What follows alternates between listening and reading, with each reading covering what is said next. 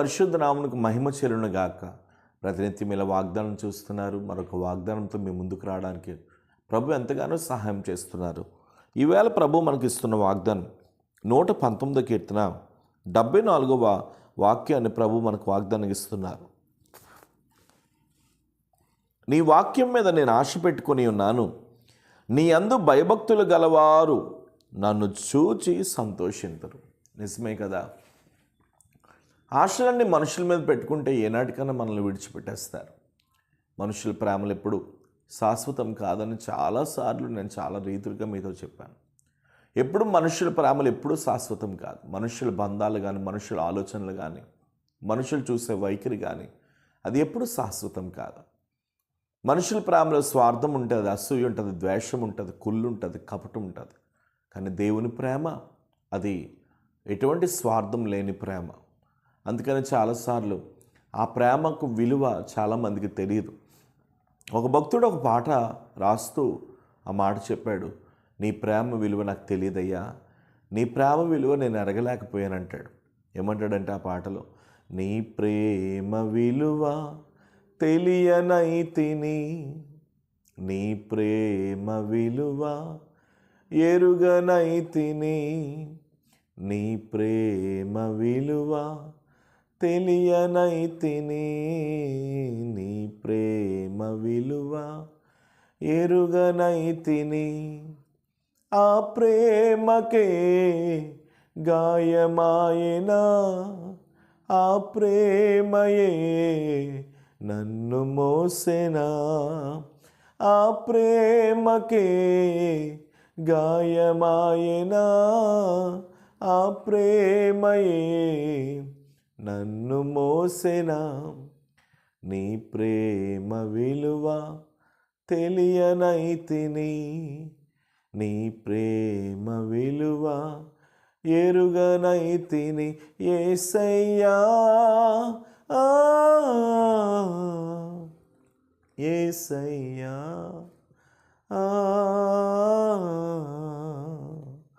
ఆ భక్తుడు అంటున్నాడు, నీ ప్రేమ విలువ నాకు తెలియలేదయ్యా అని. కానీ మనుషుల ప్రేమ కంటే దేవుని ప్రేమ చాలా ఉన్నతమైన ప్రేమ. అందుకనే మనం ఆశ పెట్టుకోవాల్సింది కేవలం యేసు ప్రభు మీద మాత్రమే ఆశ పెట్టుకోవాలి. చాలామంది పాపంలో తృప్తి చెందుతారు, చాలామంది లోకంలో తృప్తి చెందుతారు, చాలామంది వ్యసనాల్లో తృప్తి చెందుతారు, చాలామంది మనుషుల యొక్క వైఖరిలో తృప్తి చెందుతారు, చాలామంది ఆస్తులు, బంగ్లాలు, వెండి బంగారాలను బట్టి తృప్తి చెందుతారు.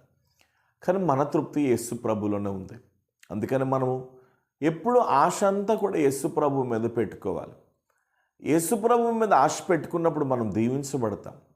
యేసు ప్రభు మీద ఆశ పెట్టుకున్నప్పుడు మనం ఆశీర్వదించబడతాం. యేసు ప్రభు మీద ఆశ పెట్టుకున్నప్పుడు మనం తలగా మార్చబడతాం.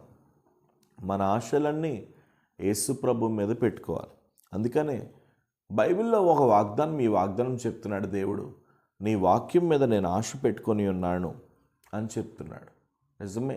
ఆది యందు వాక్యం ఉండెను, వాక్యము దేవుని యొద్ద ఉండెను, వాక్యమే దేవుడై ఉండెను, దేవుడే వాక్యం, వాక్యమే దేవుడు. ఆ వాక్యం శరీరధారిగా భూమి మీదకి వచ్చింది.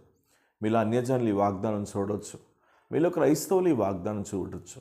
నేను ఒక ప్రశ్న ఈవేళ ఈ వాగ్దానంలో వేస్తున్నాను. నిత్యం మీరు బైబిల్ చదువుతున్నారా? ఈరోజు ఉదయకాలం ఈ వాగ్దానం చూస్తున్నావు, బైబిల్ చదువుతున్నావా? ఆ బైబిల్లో ఉన్న మాటలన్నీ హృదయంలో భద్రపరుచుకుంటున్నావా? ఈ గ్రంథం జీవ మరణములు దీనిలో ఉన్నాయండి. మరణాన్ని ఆపే శక్తి దేవుని వాక్యానికి ఉంది. ఈ కాగితాల్లో ఏమీ లేదు, కానీ ఇందులో ఉన్న దేవుని మాటలు ఉన్నాయి. చూసారా? అవి చాలా బలమైనవి. ఈ మాటలు పట్టుకొనే మోషే ఇశ్రాయేలీయులను నడిపించాడు. ఈ మాటలు పట్టుకొనే ఎస్తేర్ యూదులను రక్షించుకుంది. ఈ మాటలు పట్టుకునే దానియేలు సింహాల బోను నుండి తప్పించబడ్డాడు.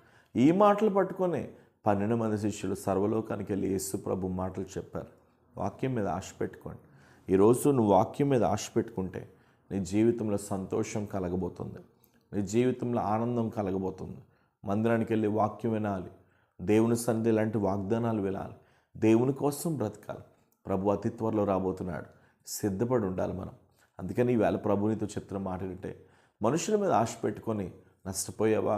ఎవరి మీద ఆశ పెట్టుకున్నావు? చాలామంది దినాల్లో జాబ్స్ నిమిత్తం డబ్బులు కట్టి మోసపోతున్నారు.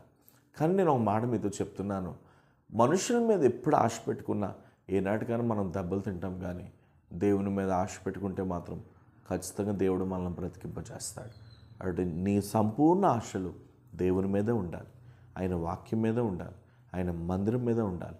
అలా ఉన్ననాడు నువ్వు అనేకులకు ఆశీర్వాదకరంగా మారబోతున్నావు. ప్రేమ కలిగిన పరిశుద్ధ తండ్రి, ఎంతమంది ఈ వాగ్దానం చూస్తున్నారు, వారందరూ బ్రతుకుల్లో మీరు అద్భుతాలు చేయమని ప్రార్థిస్తున్నాను. నజరేయుడని యేసు నామంలో నీ వాక్యం మీద ఆశ పెట్టుకున్న వారు మరింత లోతుగా ఫలించుదురుగా కానీ ప్రార్థిస్తున్నాను.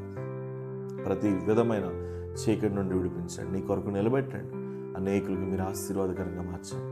బిడ్డలెవరిని మీరు మర్చిపోవద్దు. నీ వాక్యం మీద ఆశ పెట్టుకునే కృప పరిపూర్ణంగా యేసు నామంలో కలుగును గాక.